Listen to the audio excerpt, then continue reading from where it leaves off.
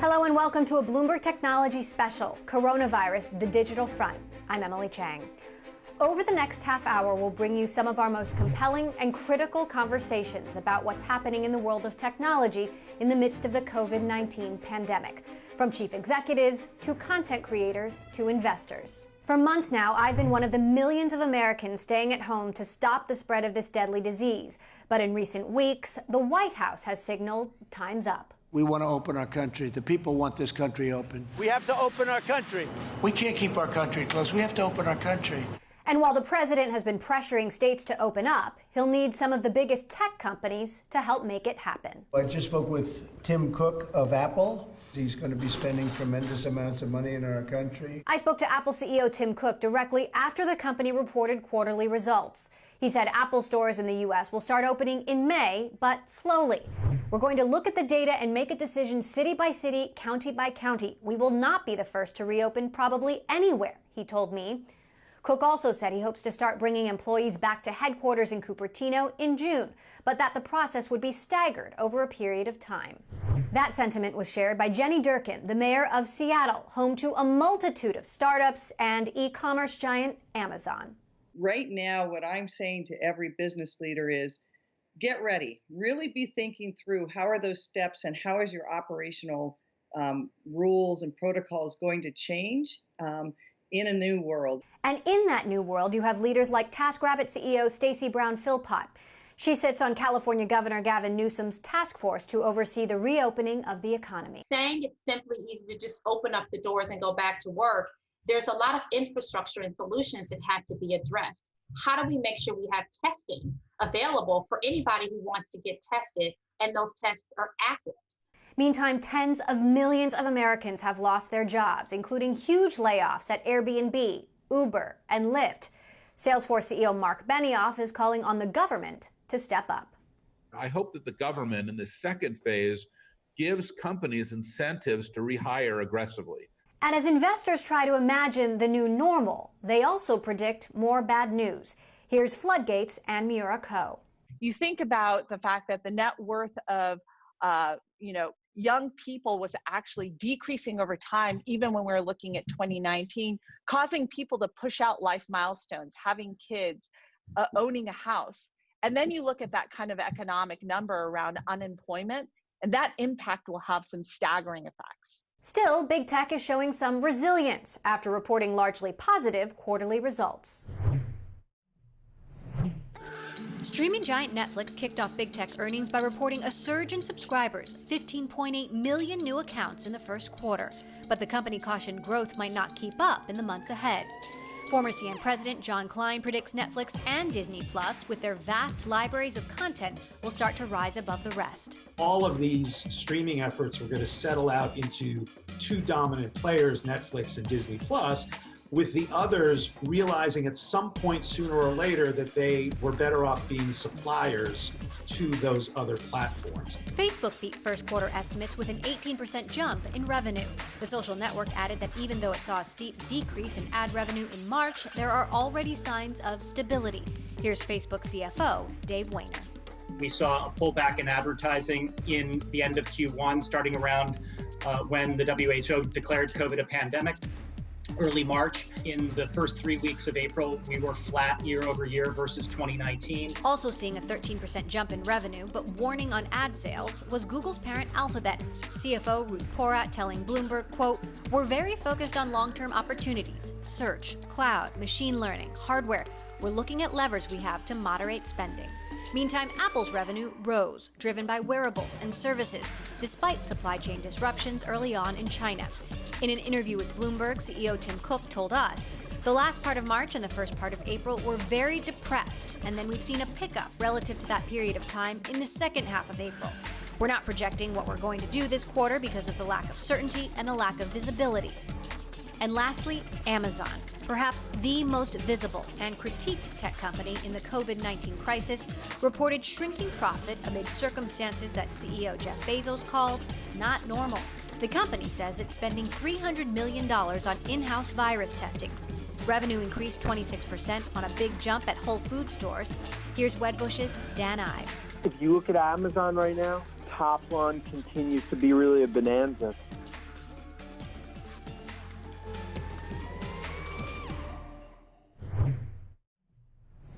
Of the FAANG companies, Facebook has set a cautious return to work timeline, telling employees they can largely work from home until 2021. Here's part of my broader conversation with Facebook CFO Dave Wehner about new advertising realities. Where we're seeing strength is places like gaming, where people are driving app installs, e-commerce, where people are driving online conversions. So that gives you some of the flavor. It's pretty broad-based across both large and small advertisers, though. I wouldn't say it's concentrated. The impact, at least right now, is concentrated on small business. How about geographically? Are you seeing regions performing better than others? Well, if you look at if you look at our top countries by user, every one of those countries has some sort of lockdown measure in effect right now. So it's really pretty broad across countries. In terms of advertising regions, we do have an advertising business in China where it's an export-driven business. So we don't have users in China, but we do have advertisers in China who are trying to reach users outside of China. We did see that business, come off more quickly in early Q1, and we've seen a bit of a recovery in China. Some of that kind of maps to what I was talking about before with the verticals. A lot of those advertisers are in places like gaming and e-commerce, and those types of verticals are doing better. But we did see that more quick drop off in China earlier in the quarter. Now, you said on the call you see a contraction for the ad industry possibly coming. Give us some more insight on the indicators that you're looking at that make you think a worse contraction could be down the pike. Yeah, I mean, it's really just fundamentally, if you look at past recessions, most recently 2008, 2009, on a global basis, I think GDP was down, less than 1%. I think it was like 0.1%, but globally the advertising industry contracted, high single digits. So you often see a more pronounced impact to the advertising industry than you see to overall GDP. And the consensus is clearly that there's going to be a pretty significant contraction to global GDP in Q2. So we're understandably cautious given that landscape and the past history with the ads business. Twitter is also seeing changes in its ad models. Here's Twitter CFO Ned Siegel. We are very brand focused in our advertising. Brand advertising tends to be harder to measure and sometimes is less resilient during a more constrained economic environment like the one in which we find ourselves today. This is a reminder of how important our work around direct response advertising is and why we've elevated that work to be our #1 company priority. So what can you tell us then about April and what you're seeing? If Facebook says it's flat, I mean, you have to be able to share some insights into what we can expect, going forward. Well, I'd give you two thoughts about this time frame right now. The first one is it's incredibly dynamic, and for us to discern patterns and articulate them publicly may perhaps put people in a position where they're making judgments on things that are still anecdotes and not data points from which we can draw a straight line. So we want to be careful about that. But secondly, we think that March 11th to March 31st timeframe really gives people a good glimpse for what it's been like for us to operate in this environment. We already in that timeframe saw advertisers start to pivot their campaigns. You saw Intuit, for example, where instead of advertising QuickBooks, they were advertising the GoFundMe that they were doing for small businesses. We've been working really hard to help advertisers make this pivot, and some of it happens really quickly, and there are other parts of it that just take longer to play out. Coming up, content creators are still kings during lingering stay-at-home orders. Coming up, you'll hear from two of the biggest innovators in the business. My exclusive interviews with Instagram co-founder Kevin Systrom and Spotify CEO Daniel Ek. Next on Coronavirus, the Digital Front. This is Bloomberg.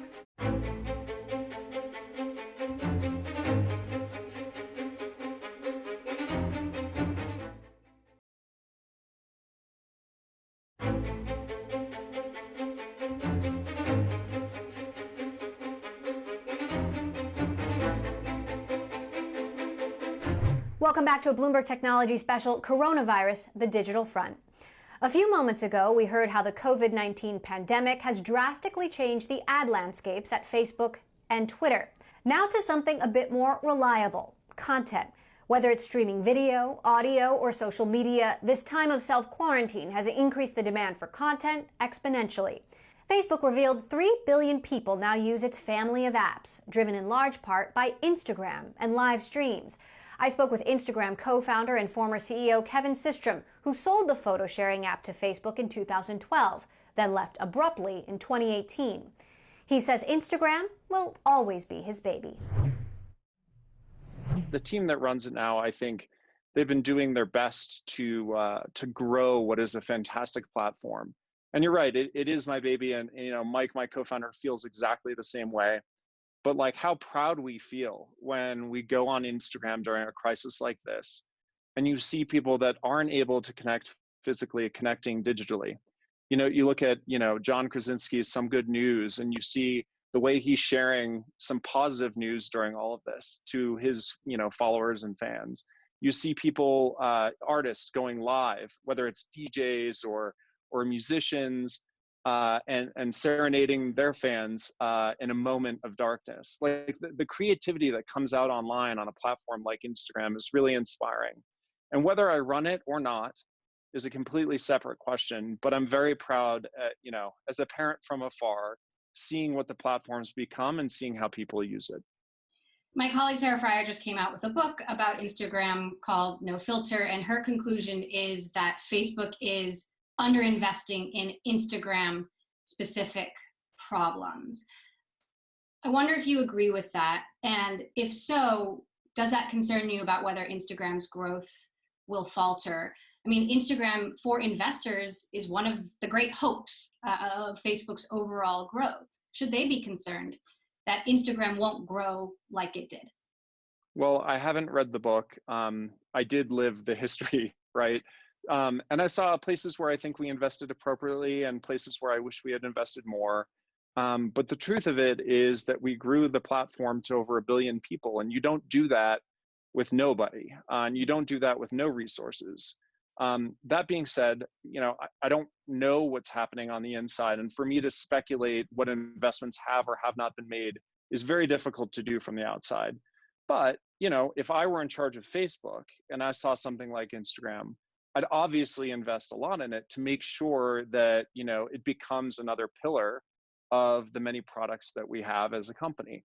And I think that's just the logical argument to make and the logical thing to do. And I think Mark's a very logical person, and hopefully he's following that.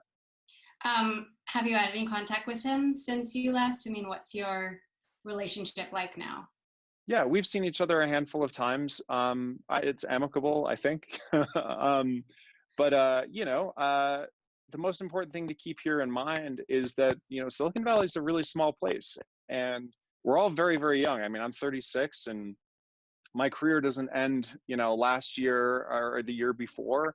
We're going to be around for a while, and we're going to be crossing paths. And I think it's really important to keep that in mind as you build relationships going forward.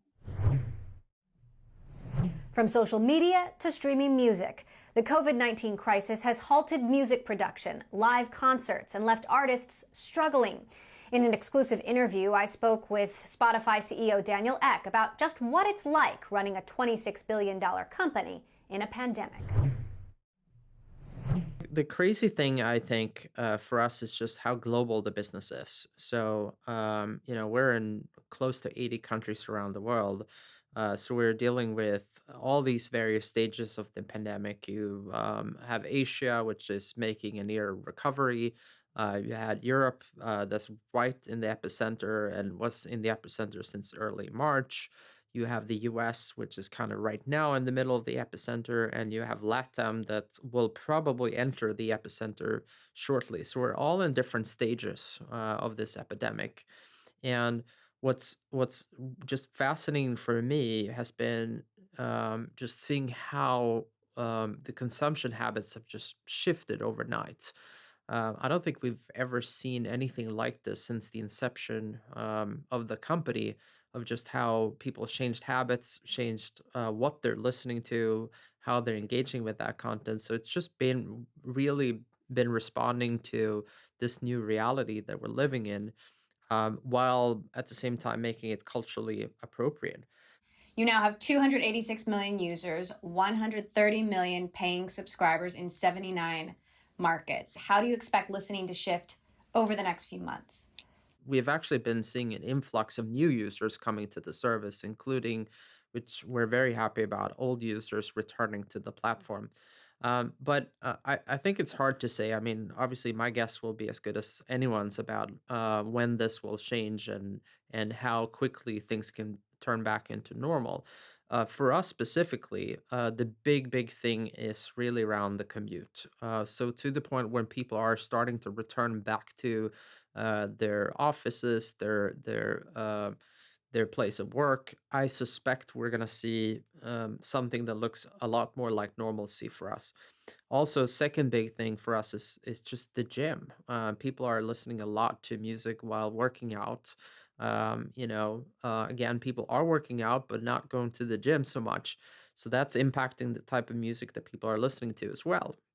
So I suspect as we're seeing places of work opening up and gyms opening up, I think we as a company will be a lot more like normal again.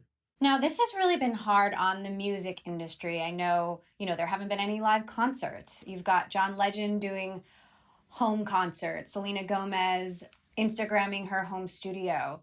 But just how hard do you think the music industry itself will be hit by this? Oh, it's absolutely going to be massive, specifically for artists themselves. So if you look at an average artist today, about 80% of their income comes from touring.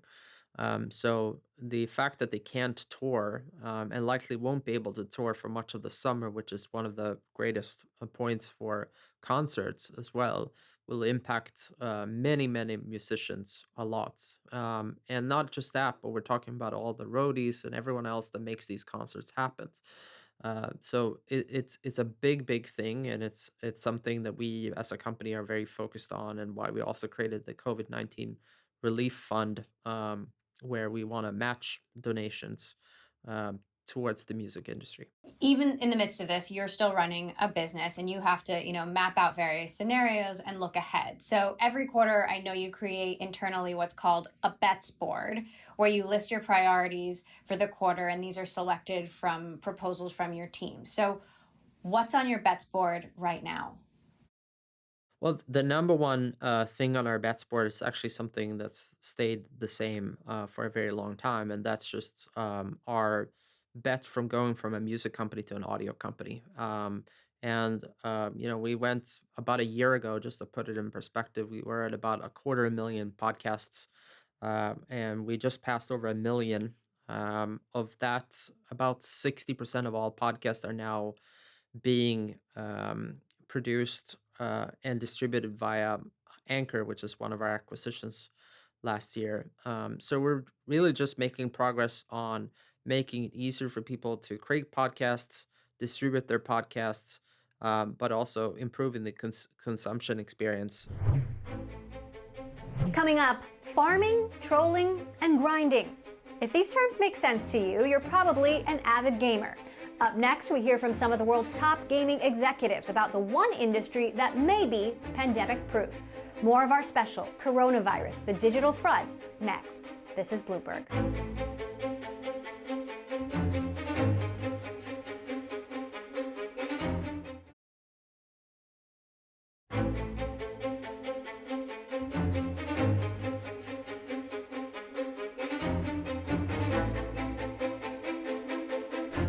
Welcome back to our Bloomberg Technology special, Coronavirus, the Digital Front. I'm Emily Chang. If there's one business that's booming in the midst of this crisis, it's esports and gaming.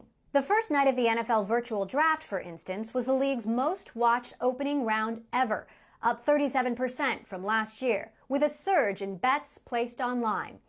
Super League Gaming, an amateur esports experience platform, has seen unprecedented growth in new users and gameplay hours. I spoke to Super League Gaming CEO, Ann Hand. One of my favorite stats about April is that we had about 205 million monthly views across our digital esports viewing channels. In the entire year of 2019, we had 120 million. So that kind of explosive surge, it's a dire time, and yet it's a real silver lining for our company because we're getting really to a point of real critical mass in our platform. We've also seen an increase of registered users on our platform, up 65% since December. I'm curious, when life returns to normal, if life returns to normal, what does that mean? Does business dip, and do the trends, regress essentially? Gaming pre-COVID was already bigger than TV. It was 3 times the size of the global film box office. So it already had become the dominating form of entertainment for Gen Z and millennials. And so in some ways that trend had already established itself and was very rooted. I'm sure we're all gonna jump on our bikes or run out of the house, right? Just anything to kind of solve for cabin fever. That said, because gaming is a dominant form now of entertainment pre-COVID, we really don't see any real changes in the type of engagement we're gaining in our platform. The nice thing is as I mentioned earlier, we're getting to this interesting place of critical mass where we're building pretty extensive community and rich content for viewing on our platform. And as players engage more, the platform becomes more sticky. So we think that this is a real opportunity for Super League to kind of break out of the pack and really be a permanent fixture in these gamers' lives. Ann Hand of Super League Gaming there. She's just one of many executives who've seen record engagement from a captive audience in quarantine. We're seeing just incredible engagement with the games, with the services, people sheltering in place, work from home, school at home. Right now, as people are sheltering in place and dealing with the quarantine, they're really turning to games like never before. And people are finding gaming as just a really collaborative and social outlet for the time that they have. And it sets up, I think, for a really exciting year for us.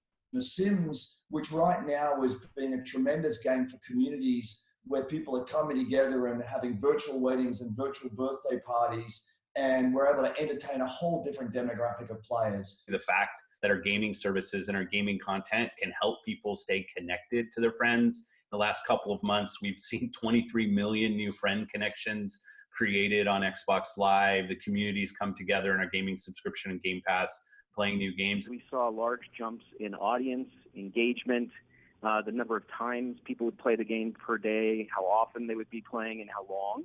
And that has carried into April very strongly. And what we're looking for is a 10x increase in our sports betting handle. And we'll probably see more than a 10x increase in the number of people either playing one of our fantasy games or betting on the draft, just given the interest in it this year. Our Stay Home, Play Together campaign has had over a dozen activations across celebrities and athletes and TV folks who have come in and played with fans and participated in tournaments as part of fans. And we've got another 100 or so of those activations in place, and we'll continue to work on those to entertain fans at this challenging time. The reality is everybody in the sports world is trying to plan for every eventuality these days. You are testing the limits of what people are willing to do virtually. And so I think you will see probably over time a better and better ability for people to produce entertaining events virtually. I'm 50 years old now and never been through a pandemic quite like this. Frankly, I've never seen anything like this. Never seen anything like this, indeed. That's it for our Bloomberg Technology special, Coronavirus, the Digital Front. Thank you so much for joining us. I'm Emily Chang. This is Bloomberg.